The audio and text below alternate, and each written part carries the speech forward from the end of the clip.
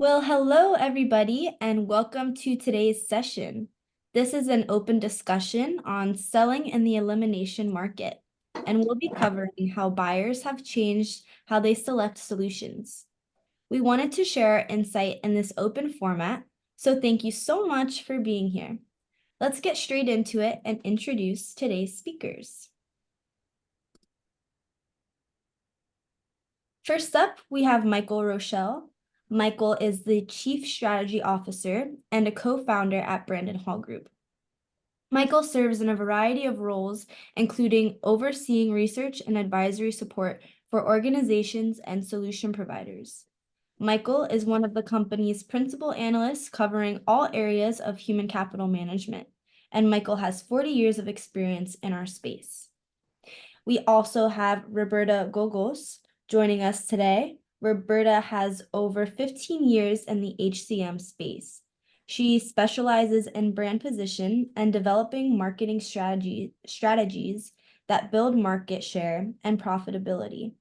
She is our principal analyst and VP of agency, our latest innovation to help solution providers achieve unparalleled growth and market leadership.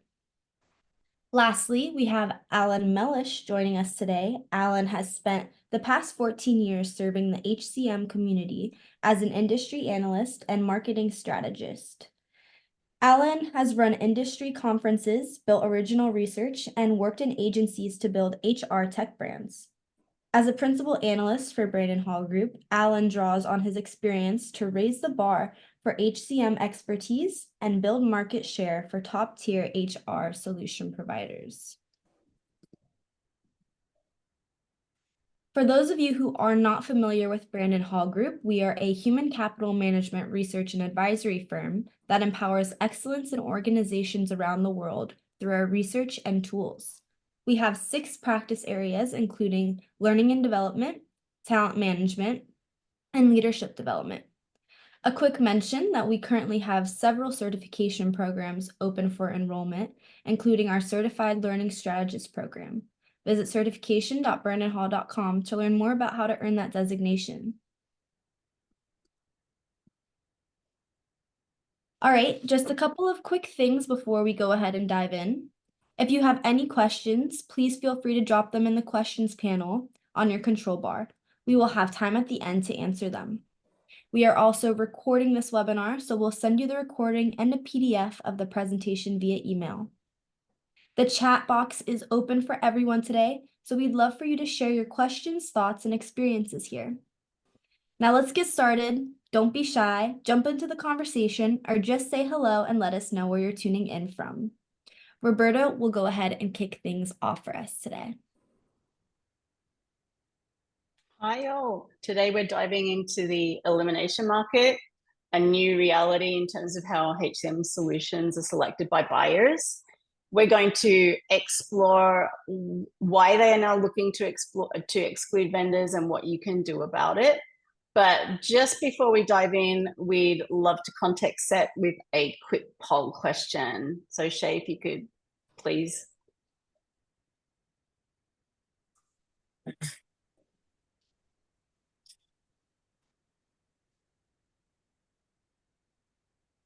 Yeah, so I'm Alan here. I'm really excited to see what everybody has to say.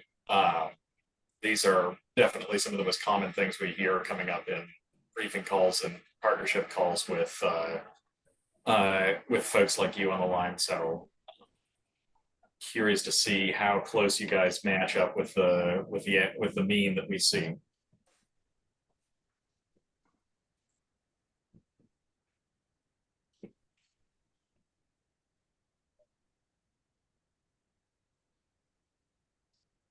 So what do you guys think? Are we, can everybody see the poll, Shay, or is?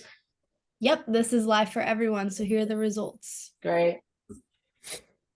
It was interesting that nobody picked long sales acquisition cycles and cost and not meeting growth expectations. So it seems like the leaders are top of the funnel and brand recall and mention on the awareness side. Yeah. Yeah, that's interesting. we see that a lot, I think, from our agency work, that people are trying to work more cost-effective and efficient, scalable ways at the top of the funnel.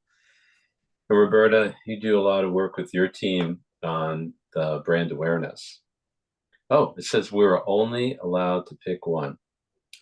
Okay, we wanted you to be able to pick as many as you wanted.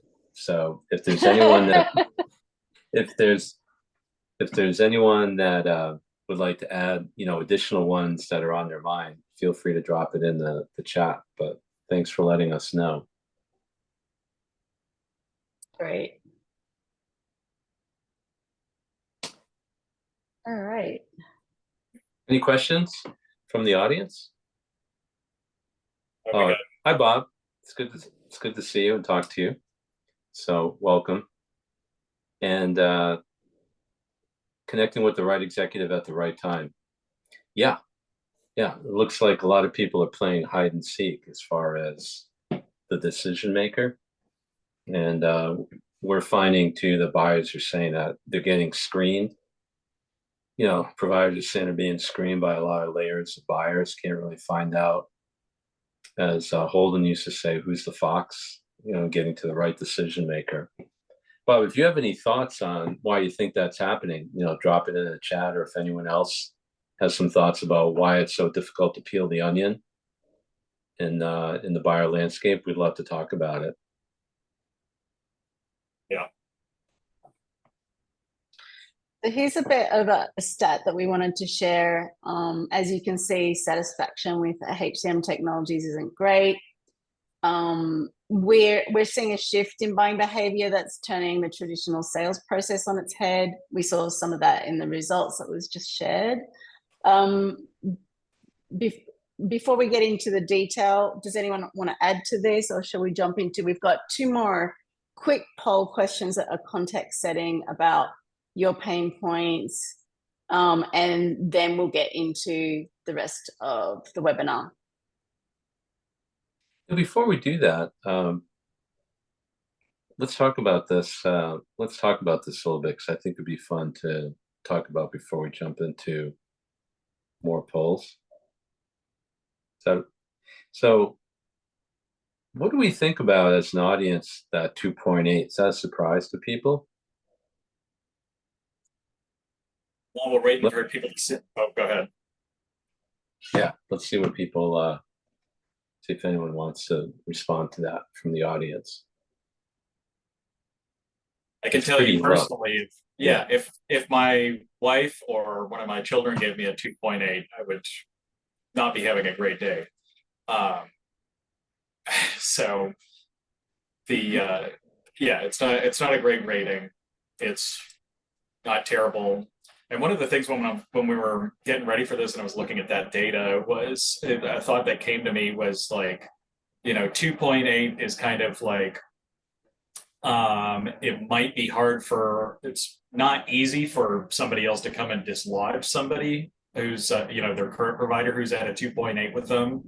But at the same time, it's not, that doesn't, if that's how they're viewing the industry as a whole, it's also not that easy for, it's like, okay, I got a 2.8. How do I know that I'm not signing up with a 2.5? Or a 1.8 or a 0.5. I think there's a lot of worry in the market of like, is the devil I know better than the next person in than the next person up on the RFP? I'll throw it back out to the audience too, and while we're doing that, Roberta, if you can weigh in, is I guess by no response, people aren't shocked by the number. so that's okay. So Don's saying, I'm not surprised, but I don't think it's about poor technology. I think it's about expectation setting. If I'm a buyer and I'm asking for games, badges, skills, etc., but I haven't even gotten compliance under control, will I even get to the badges? Amen to that. We talk about that with providers all the time. Is there's an old book that's First Things First. It's really true that if you don't get compliance training, for example, under control, or the things that could make or break your organization. Everything seems to feel like ornaments, icing on the cake compared to that. So couldn't agree with you more. Thanks for sharing that. Roberta, you're a former CMO at a couple big places. How do you feel about that? Like, you're not that far away from having that position previously. How'd you like to be stamped 2.8 with the scarlet red number? Which is the not very popular ice cream flavor? Is it chocolate? I think it's chocolate. Not in my house. Chocolate's a thing. It's like you've got ice cream, but it's the ice cream flavor that nobody wants, right? Yeah. It's that's what I was thinking. Whatever gets left over in the Neapolitan, but exactly. It's the one stripe you don't eat. Yeah, right? exactly. Yeah, it's the one piece of the spumoni you leave off. But we've, just so that people know, like, adding more kind of research into this, is it's not just a 2.8, but we also see too that most NPS scores across industry verticals for HR providers is negative. So it's a lot more, it's a lot more pervasive and, quite frankly, invasive to your brand than just being like, well, if I round it up to a 3, then I'm in the middle of the pack. It's really indicative of, there's a lot more scores that were looked at that are lower than that. And if it wasn't for, like some of the mainstay learning technology providers, that number would have been precipitously lower. So it's really important to kind of think about that as providers. That's kind of your headwind. A lot of times you think that it's resistance to getting to the buyer, or too many choices, a lot of things that we're going to get into. But you got to keep that in mind, that you're going in where people are at best lukewarm, partially cold about HR providers as a whole, according to our research. But I think we're ready for those polls now.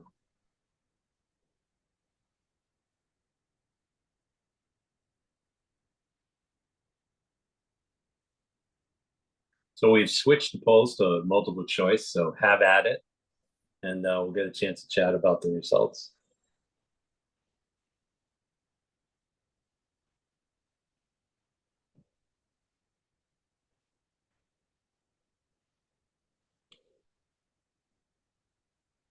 We left off my favorite option, which is hunker down and wait and see.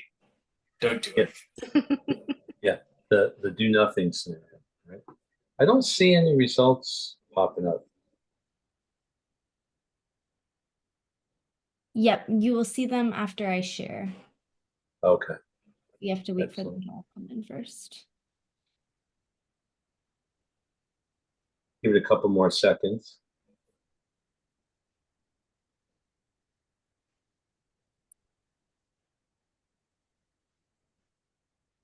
I really feel like Shay should have a animated like, do you guys remember Clippy from the old Microsoft Word? the little paper clip that would come help you. I would like her voice to be attached to some kind of Clippy animation, helping us out that way. So what do we have, Shay?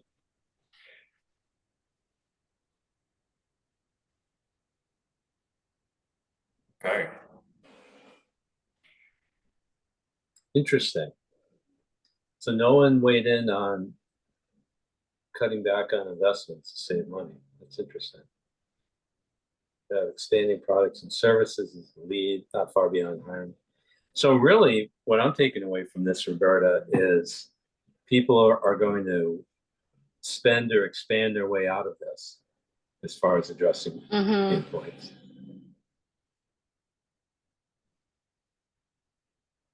Yeah, interesting results. So sales and marketing, way heavy, but heaviest is product and service offerings. Don's helping us out with, and Ryan. Hi, Ryan. Good learn ops opportunity yesterday. So we've got here, I'm not surprised, but I don't think it's about, let's see. Oh, here we go. So we're talking to more customers to find out exactly what we do best and reposition ourselves. You need to bet on the market to recover, cut back, or reinvent yourself to become a down market stronger. More of the same thing, hoping for a different outcome. That's the definition of insanity, right? Yeah, I mean, the key thing that we see is, from our perspective, is there's a lot of folks that wouldn't have those choices. Many providers could not make the choices that were made by this group and are oftentimes facing cutting back, laying off, contracting in order to make ends meet. It's becoming survival out there. And so it's a tale of two cities, so to speak, of people trying to expand their way out of it. And there's just as many people, if not more, saying, I can't do what I used to. I got to Alan's point, hunker down and try to weather the storm. So and I'd like to ask the audience about like those that answered on increasing marketing spend. If you're looking at like getting rid of marketing bloat, or is it just a pure increase in marketing spend? Are you looking where there are inefficiencies as well?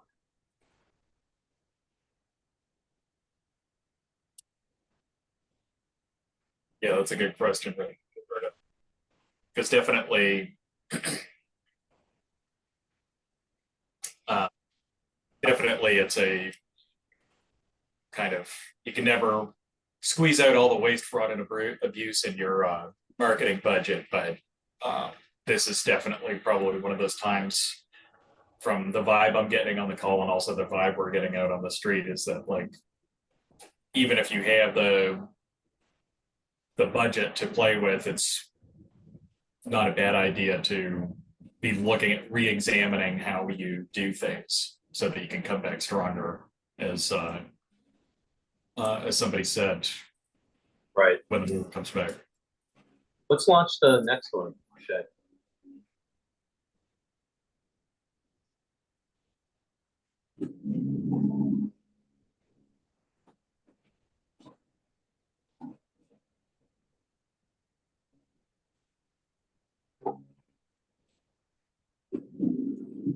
Interested to see how people react to the impact.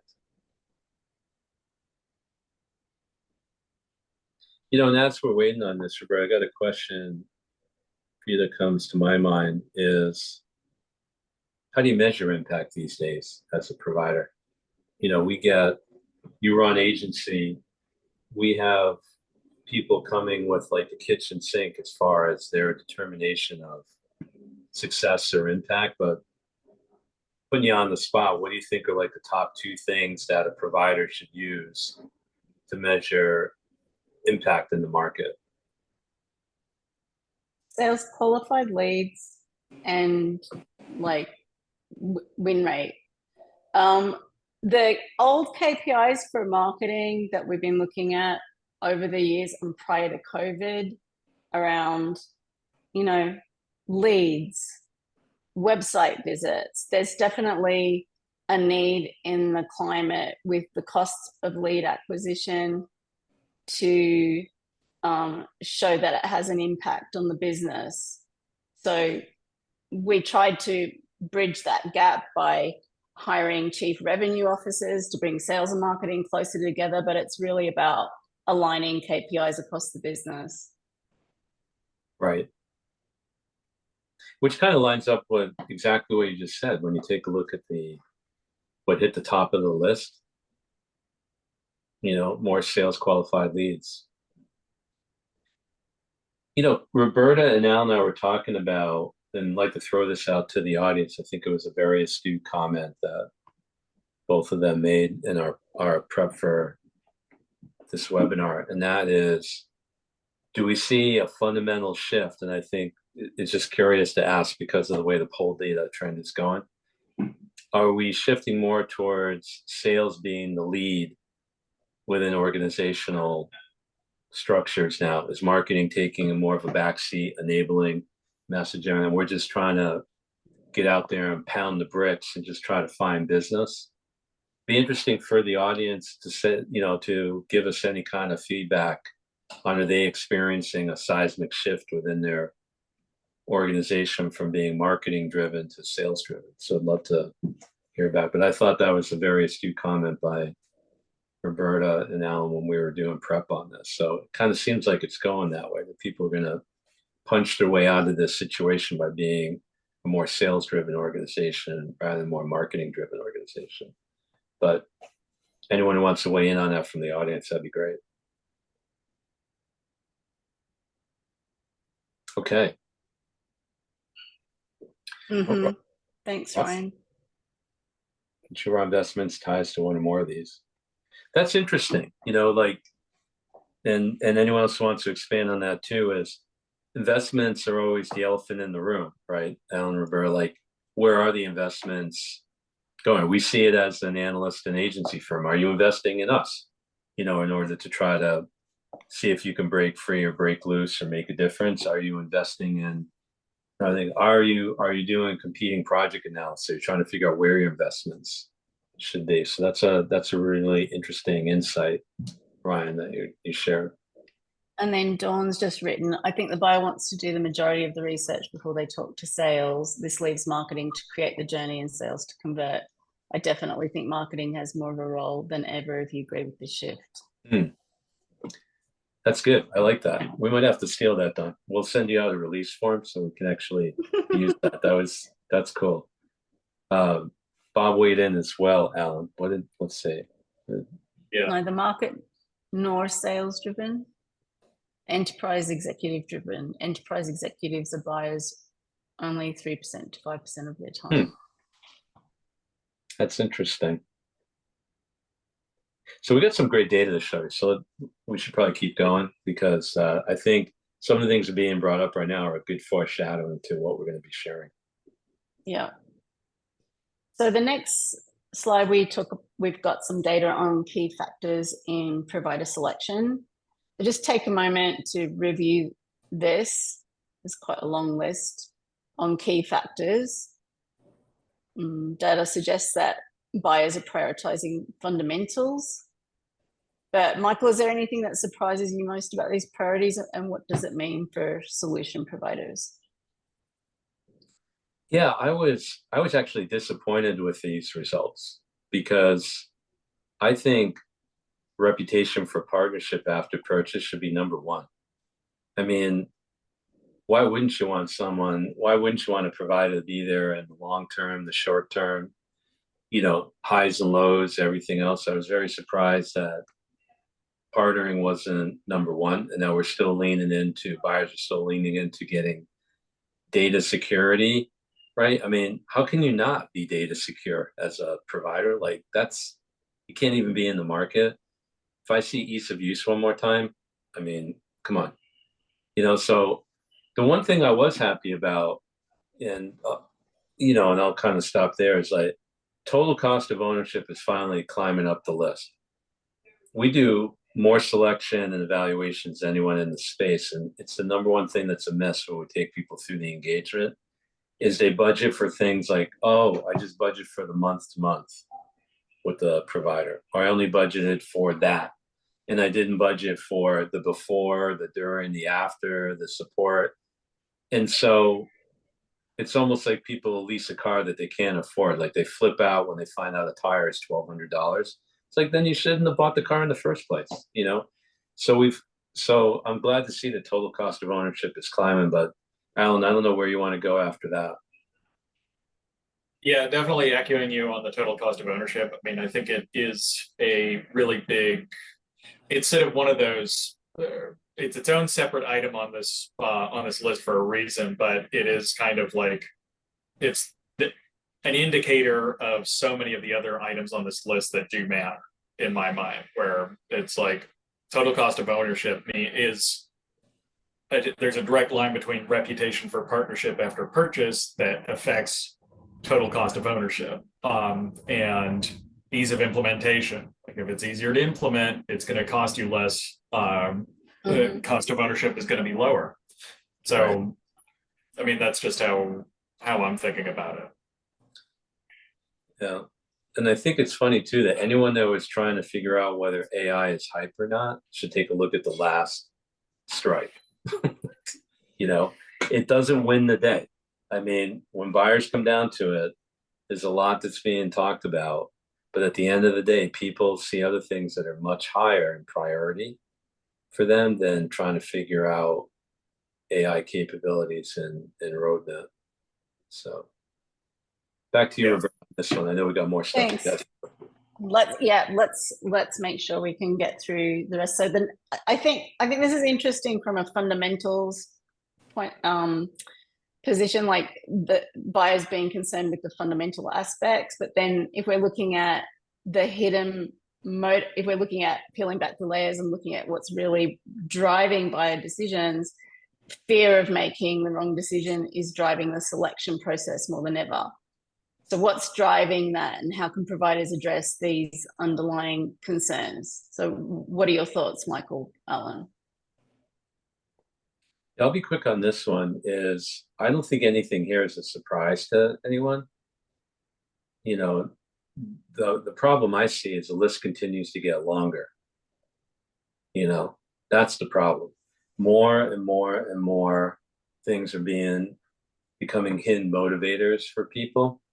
And you know, that's a problem. We're not reducing the barriers to buy. We're actually increasing the barriers to buy. And I'll turn it over to Alan for his thoughts. Yeah, I think that it's sort of like we all want to think that everybody involved is a rational actor, complete, a perfect logic machine, just making the perfect decision for their organization in that organization's self-interest. But really, it's personal, it's psychological. It comes down to if a solution provider can't get past these kinds of concerns, like making the wrong decision and they're going to get fired, or there's not enough time and resources, so I didn't even have time to talk to you about what new thing you're doing. It's all like, I've already got my list. I'm going with my list. I don't have time. I already talked to the CFO. We're halfway down the pike on this. We need to get it's all that psychological stress and urgency that solution providers have to fight against. And unfortunately right now there's enough fear in the market in general that you have to kind of do something special to get around that. Yeah, and I think to make sure we're staying with the theme of our webinar, you can see how this is moving from an inclusive process to an exclusion process. This is like, if these are my motivators, fundamentally being I don't want to get fired, and people, as you see more data about the ideas of like not enough to, like, you can see where people are not going to be inclusive in looking for you. In fact, they're hoping that they can take a look at whatever you have. They've got these hyper specific use cases in their head. If they don't see it, they want to be able to cross you off the list really fast and basically move on so they can look at someone else. Or if they don't feel like they're willing to stick their neck out to bring you on, they're not going to take an extra 30 seconds or a minute to click through and hoping that they bump into what they need from you. And so you can see where this is, what we're seeing is there's a seismic shift of, we're not going to take a lot of time to figure it out. If it's not right there for me, compelling to get past these motivators, these detractors, then I'm probably not going to pay any more attention to. That's a really good segue into what is the new solution selection process on the next slide. So what we're saying is that basically risk aversion is driving decisions now, and the new selection process is all about quick elimination. So how can providers adapt to that approach is the question. Right. Yeah, because I think Alan hit on it a minute or so ago, and just to kind of clear it up, if Alan was too subtle, your number one competitor is the do nothing scenario. It's the frog that stays in the pot and just sits there and boils to death as the temperature's turned up, because they're afraid that they might jump from the pot into the fire. So if you think it's look to the left or look to the right, shortlist provider time, it's not. It's fundamentally what buyers are telling us is that providers are not creating enough momentum to overcome their inertia of not wanting to do anything, sticking with what they have. Like Alan said, it's the devil I know versus the devil I don't know. And we're just not addressing that hurdle, that invisible barrier, in the buying cycle from what buyers are telling us. I think it's important that you might look at this and go, oh no, nobody gets fired for buying established brand mentality. It's not all doom and gloom if you've got a startup or a scale up, that there are right. Yeah, I think it's important to point that out. There needs to be some thought put into how are you meeting these needs on the buyer side, right? Are you really addressing these concerns in your messaging? Yeah, do you have anything to add? Yeah. So shall we data slide? All right, so let's look at how buyers rate different information sources. So just take a minute or so, have a look at this. There may be surprises, maybe not. There's definitely a few. There's a few now. When you look at the poll questions, people looking at these scores, how do you feel about investing in more salespeople right now? So what implications do we see here? Well, I mean, it shows you that at least as an information source, the sales collateral only slightly, or sales professionals only slightly outperform the leave behinds, the flyers and the catalogs and the one pagers and all of that you guys are producing. So it's if the leaflet is doing as good a job as the salesperson, you got to question who we're hiring as salespeople.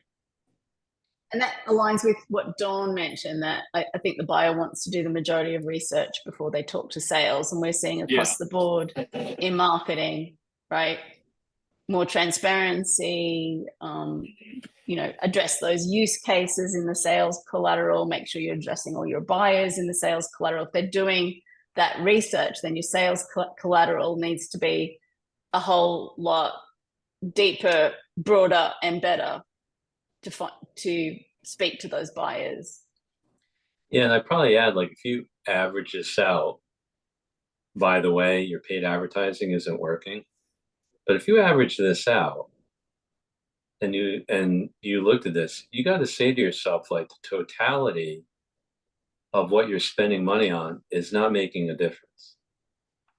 I mean, just take a look at this. If we just took it and said the middle part of this is basically maybe 2.5, again, especially social media posts and paid advertising, pulling it down. Look at your website. I mean, I would go 2 steps further than what Alan went. Throw in digital content in your website compared to your salespeople. I mean, could you tell the difference of that? The difference between 2.8 and 2.4. I mean, you're basically saying that people, and we'll show you where people are going to find things out, which I hope everyone is either sitting down or leaning against something steady when we tell you how people really decide how they learn about you. But this is a black eye, for the industry, for providers. We've all got to get better. You're spending a lot of money on the things that are listed here and the things that aren't listed here, and they're not making a difference. We're not penetrating that buyer elimination mindset that Roberta has been leading this discussion on. So love to get your feedback, on that. And we're going to give you another compelling set of data to go with this. So now that we understand the landscape a little, let's talk solutions, like demonstrating value quickly is key to avoiding elimination. Michael, what we have on this slide, these strategies seem pretty straightforward, but what's the key to implementing them effectively in your point of view? Yeah, there's these things that all of us talk about when we do briefings, and we do like 40 or so briefings a week with HR providers worldwide. And, we have to stop people in their tracks at times because of this, because we act like the buyer. Like when you do a briefing with us, we are not acting like an analyst. We're all former buyers, or worked on the buy side. So we're like standing in the shoes of buyers. So one is, it's an understatement, your unique selling proposition, but when to time that is super important. Like I want to be asked questions from a provider. I can't tell you how many briefings we do where it's just immediately tell mode, and people want to feel like they're part of the process, like you care about what their use cases are, and then they want you to be able to drive some proof around that. So after questions are asked, instead of just diving into a demonstration of your product or services, people want to hear how you've worked with people just like them. So you got to go from that active listener to a reflector and saying, based on what I heard, I know it's not perfect, but like these are the types of things that we've done for other folks. Here's kind of the before and after. Probably 90% of what should be happening is not happening before the demo. And that's a real problem because people are just getting tuned out. Buyers tell us all the time, like, you just go into this ocean of this is what we do, this is what we do, this is great, that's great. Let me show you this. Did I tell you that I'm great at this too? And it's not a two-way conversation, but Alan, Roberta, like you can take it from there, but that's what you should take away from my point of view. What do you think, Alan? Yeah, I think that, two things come immediately to mind on top of what Michael said, which is all, of course, correct. But the other thing, what I would go to is you have to start doing a much better job, because we saw that demos ranked at the top of, not very inspiring, but I think like that is where people are getting getting their most trusted information because they are experiencing it.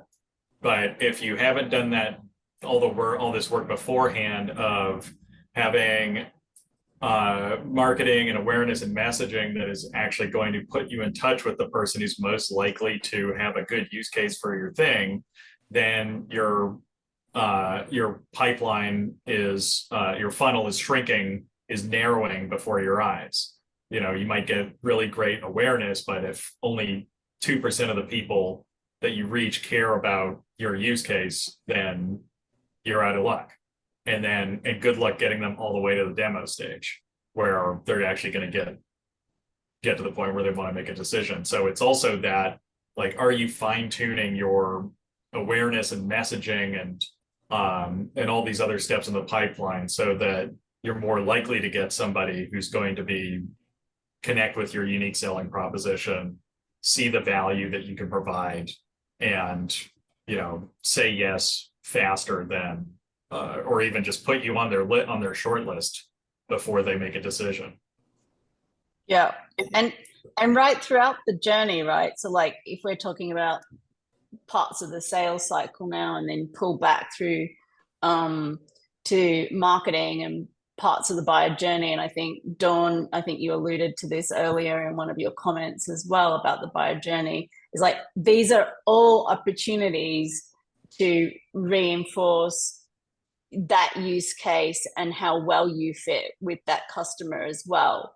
So these are not like, it's a bit too simplistic almost to be like top of funnel it's this, mid funnel it's that, bottom funnel it's this. It's really a lot more nuanced than that when it comes to expressing your brand and targeted messaging that hits home in the marketing process, in the sales process, but even on the product side as well and what you're developing. So that's where my thoughts. I'm just conscious of the time, so let's Shall we move on quickly to the next slide? Yeah, thank you.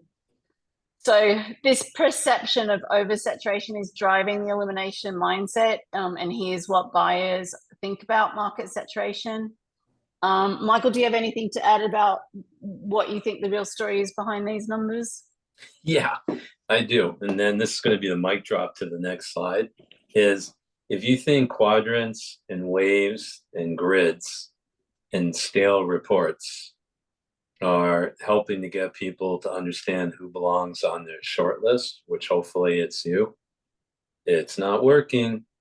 You know, that's why people think there's too many providers, is because they don't have a source of truth to get down to which providers are important to them. So don't read it as like, there's too many talent acquisition providers out there to choose from.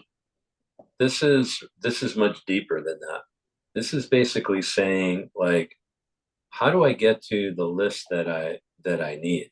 Like, lack of differentiation, lack of understanding, lack of being able to say, these are the people that do what I do more so and more often and better than anybody else. So there's a lot more to that, yes, because if it was simply too many providers, economic Darwinism would have these companies go bankrupt.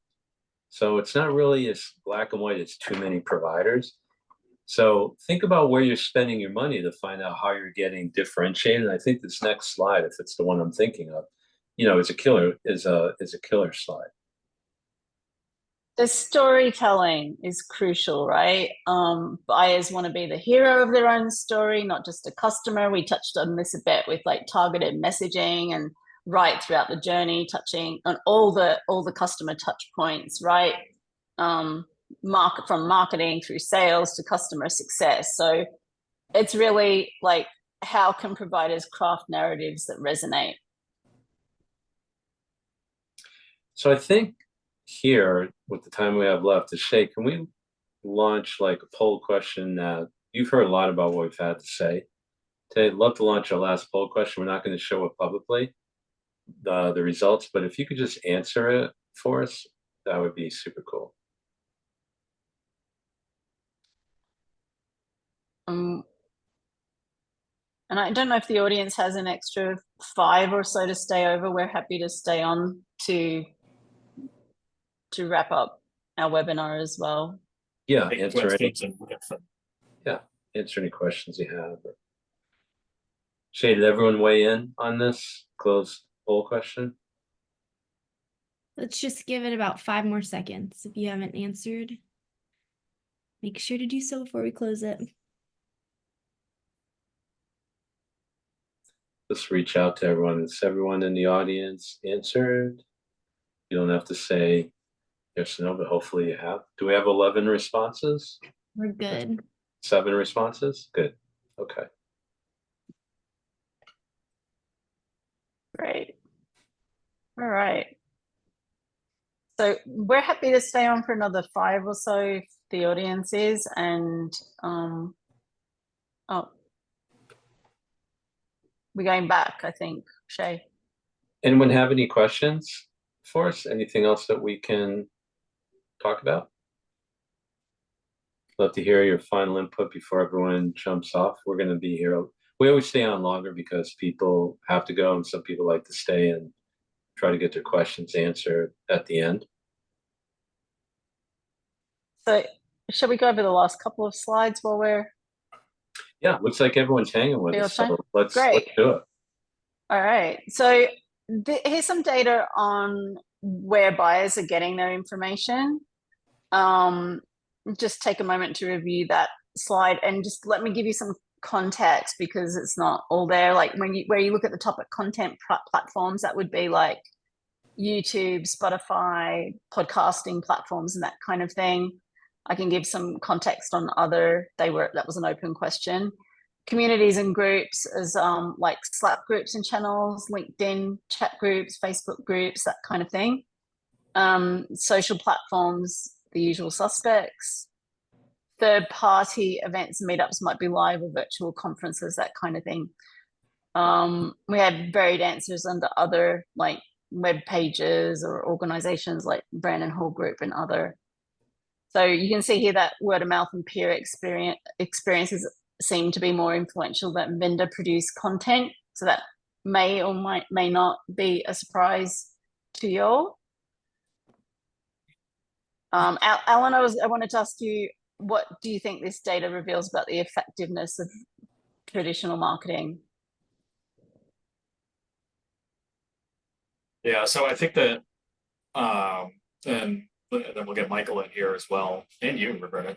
But I think this is partially just a psychological profile of how people work, but it's really more of a indictment of the way that we're doing this. I think the way that these, the fact that social platforms and events and word of mouth is having such an outsized impact on how people approach HCM tech buying decisions. They should be coming to you guys to get maybe not an unbiased opinion, but they should be getting a lot more of their information from you all. And that's just not happening. And yeah, I mean, that's what I have to say on that, is that there needs to be a fundamental shift in the way that we're, the way that we're targeting and fine tuning the messaging and the information that's out there, so that the person who's out there looking for you and didn't even realize they were looking for you can actually find you. And they're not going to their neighbor and saying, do you guys know a good LMS platform? So yeah, I mean, couldn't agree with you more, Alan. Like, we should be deeply concerned by this slide, that none of you out there, I'm sure, are $1,000 or $2,000 decisions to work with you, especially over a multi-year agreement. People are basically going to decide to spend the kind of money that they need to bring you on board, and they're going to be relying on what they learned from people as like a drive-by conversation, or if they're showing up at a meeting or a conference or something. I mean, that's bad. People just aren't going to get to the buying, where they need to be. You're not going to break across the finish line. You're not going to get to the threshold event, because people just, imagine that, like walking, take this literally. Someone walks into their organization and says, I want to spend $300,000 over the next 3 years on ABC provider. How'd you make that decision? Word of mouth. And I talked for 4 minutes to someone at a booth at HR Tech, and I'm locked in. The demos, all of the paid advertising, websites, salespeople, collaterals, digital content, everything we had. Nah, don't need that. I talked to Mary and John, and we're locked in, ready to go. I mean, that's basically what this slide is saying. So there's no source of truth to this. There's no validation. There's no proof points. And certainly they're not getting advice from you or from an analyst firm like ours. So this slide is very disturbing, in my opinion. Anyone want to comment from our audience? Social proof, here we go. People buy from people, educating our customers. Mm-hmm. Yeah, I think Don's trying to hack the system. Yeah. No, I hear you, Don, and definitely post-COVID, and especially in the last couple of years, that's been all important. And buyers have been asking for a lot more transparency as well. Yeah. From vendors. So but that's a really great segue also into our next slide on leveraging social proof. So that, to your point, Dawn, social proof and third-party validation seem more important than ever. So then the question becomes, how can providers effectively leverage that in the elimination market? Alan, Michael, what are your thoughts?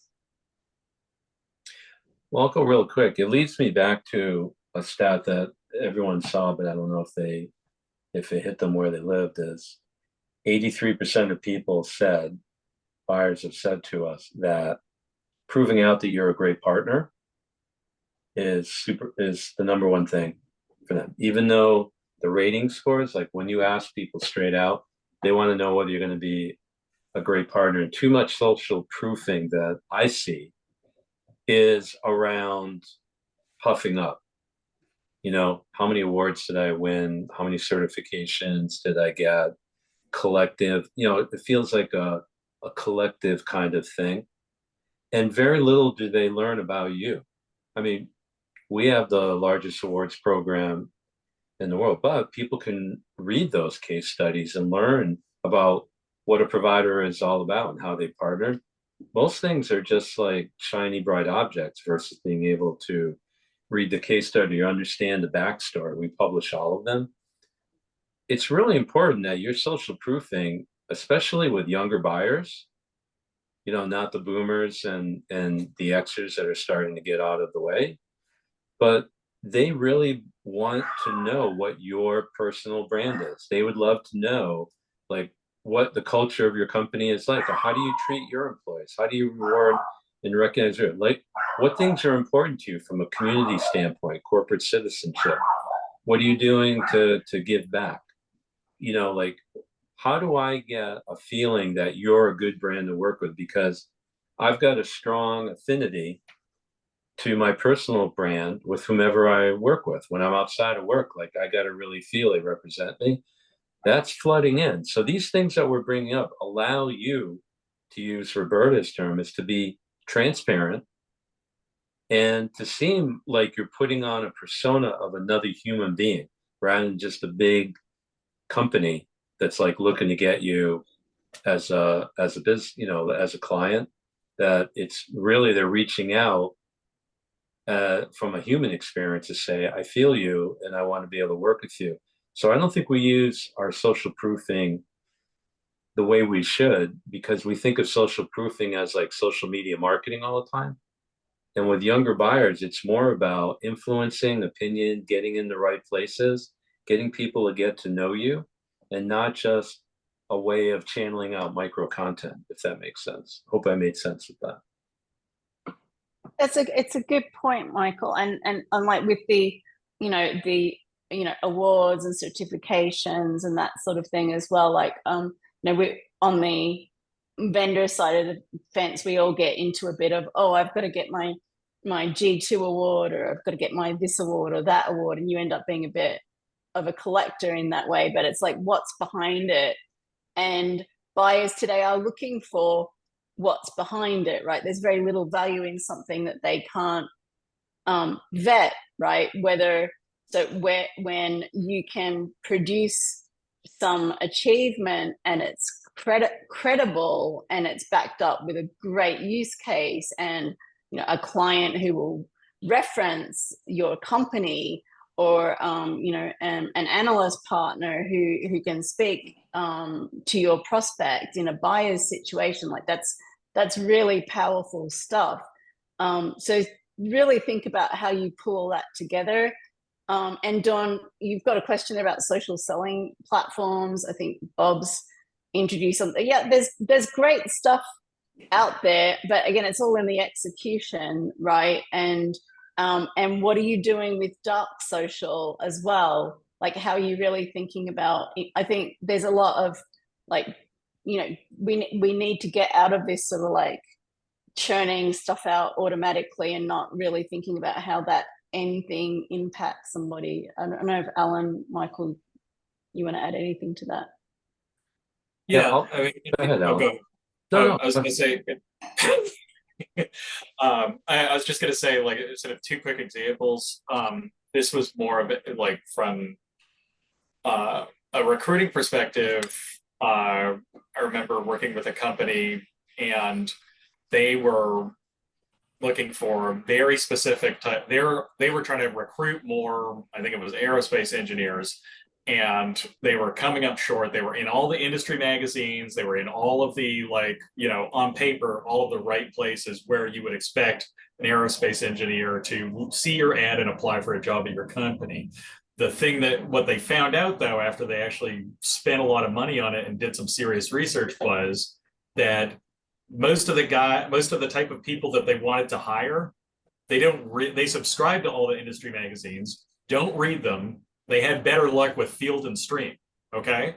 Like that, like, so it's like that thing of when you're investing in a social platform, or so, like when you're investing in social selling, you got to remember, like, okay, everybody's on LinkedIn, but is that the right place for the buyer that I'm trying to attract?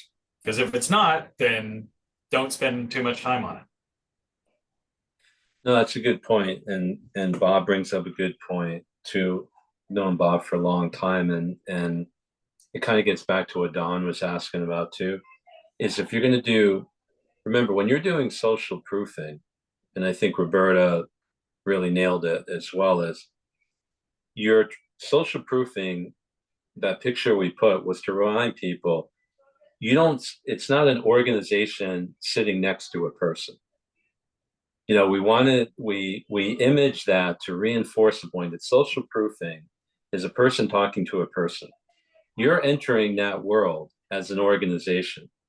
So the Bob's point, like, you know, who's the who in that? You know, if you're either the person to the right or to the left, who's the other person? You know, who is that person? Like, who's going to represent you? Who's going to personify your brand, so that this very discrete interaction that's happening on these set of stairs is no different than a couple, three people getting together, reading your social posts. And you've got to think about evangelism. You've got to think about a face of the organization. You know, everything in marketing is retro. There's nothing new about marketing. Just things come back into fads again, even in the world of technology. What's back is who is the face of the brand. You know, good, bad, or indifferent, every major brand has had a face to connect to. You know, whether you like Steve Jobs, you didn't, Bill Gates, you did, like, every great brand has had a face. Like, you got to get back to, if you're going to be doing social proofing, if you're going to get out there and know that you're trying to connect with maybe one individual or two people, who's making that connection? Who are you to them? And what kind of interaction can they have in terms of getting to know you? And are you putting that right now? I mean, I hate to say this, but not to beat a drum on it, your salespeople who are in the old days considered brand ambassadors are getting very low marks.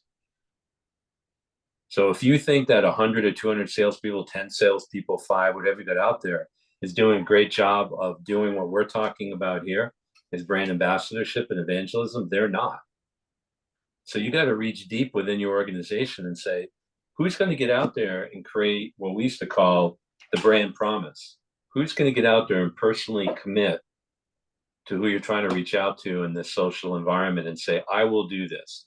Trust me, follow me, this will happen. It's a very risky enterprise, but it really puts some oomph behind what you're doing rather than just using social media as another channel that you measure with HubSpot. That's a great segue with a minute to go into our final slide. And as we wrap up,